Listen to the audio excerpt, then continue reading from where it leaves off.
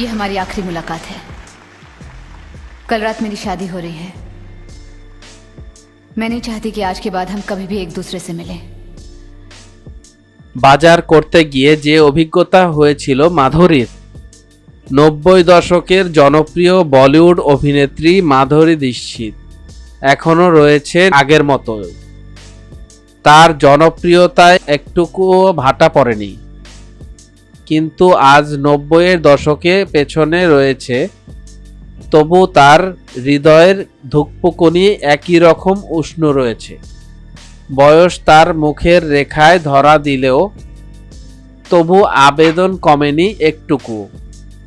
ভারতীয় সিনেমা জগৎ যিনি শাসন করতেন দাপটে, তিনি একদিন সব ছেড়ে চলে গেলেন আমেরিকায় সংসার করতে।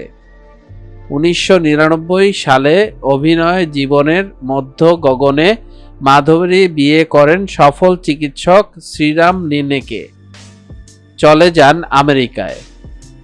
সেই সময়ে বিভিন্ন সাক্ষাৎকারে মাধুরী জানান, তিনি রূপালী দুনিয়ার চাকচিক্য ছেড়ে সাধারণভাবে সংসার করতে চেয়েছিলেন, ছেলেদের বড় করতে চেয়েছিলেন। কিন্তু রূপার চমক তো পিছু ছাড়ে না।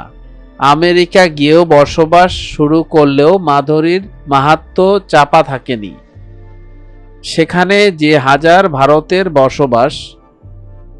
এক সাক্ষাৎকারে মাধুরী জানিয়েছিলেন তার সেই অভিজ্ঞতার কথা। অভিনেত্রী বলেন, কেউ কেউ আমাকে চিনে ফেলতেন। হয়তো আমি বাজার করতে গিয়েছি, হয়তো একটি টমেটো বা ফুলকপি তুলেছি হাতে, চোখাচোখি হয়ে গেছে অন্য এক ভারতীয়ের সঙ্গে। তবে ওরা খুবই ভদ্র ও সংযত। হয়তো আমাকে বলে গেলেন আমার সিনেমা তার খুবই পছন্দ। ব্যাস, ওরা জানে এটা আমার ব্যক্তিগত মুহূর্ত, আমাকে একা থাকতে দেওয়া উচিত। অভিনেত্রী বলেন, নিজের দেশে যখন যেখানে যেতে চাইতাম চালক নিয়ে যেতেন। সেই পথ হারিয়ে ফেলার সময়ে আমার মনে হতো কেউ আমাকে চিনে ফেলল, আর বুঝিয়ে দিন যে আমি ভুল পথে চলে এসেছি।